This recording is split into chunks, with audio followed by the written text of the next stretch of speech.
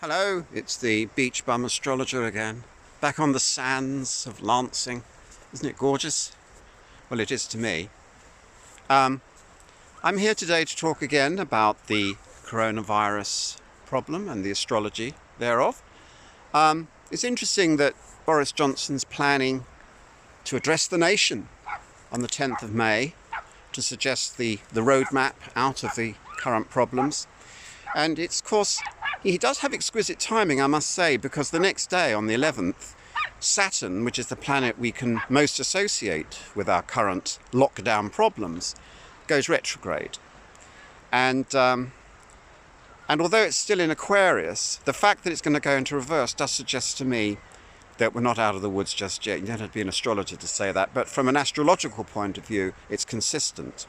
The problem with this particular Saturn retrograde is that it's going to head back into Capricorn, and that happens on the 1st of July. And so what you've got, in effect then, is almost the setup that we had in December and January, when we had a load of planets in Capricorn. If you think back to the Saturn-Pluto conjunction on the 12th of January of this year, you had all sorts of things in Capricorn, which is the sign of isolation and restriction, and Saturn rules that sign. You had Jupiter there, you had Mercury there, and also the dwarf planet Ceres, which is associated with food, agriculture, and health.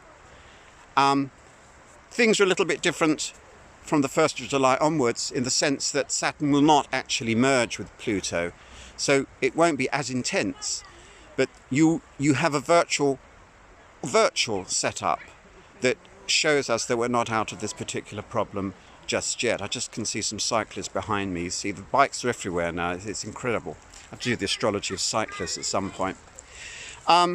So from the 1st of July, Saturn will be back in Capricorn. And it's only in late September that then Saturn goes direct again. And it's in December the 11th, I think, that it then re-enters Aquarius. This time it's going to stay there in this particular cycle. And then about a week later, on the 19th, it will merge with Jupiter. And I think that is the most promising sign for a major trend out of what we are calling lockdown at the moment. I'm not saying there won't be some easings along the way. Clearly, pragmatism has to rule to some extent, otherwise we're going to face economic ruin. And at some level, all sorts of very, very horrible judgments are having to be made about economics and the saving and losing of life. We all know that. You don't have to be an astrologer to know that.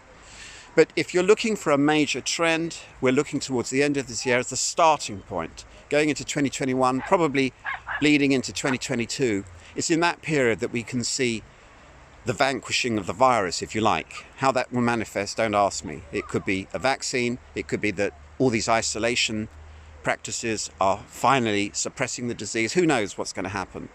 There are limits to what astrology can do. But the fact of the matter is, right now, Boris Johnson's playing, I think, a tricky game.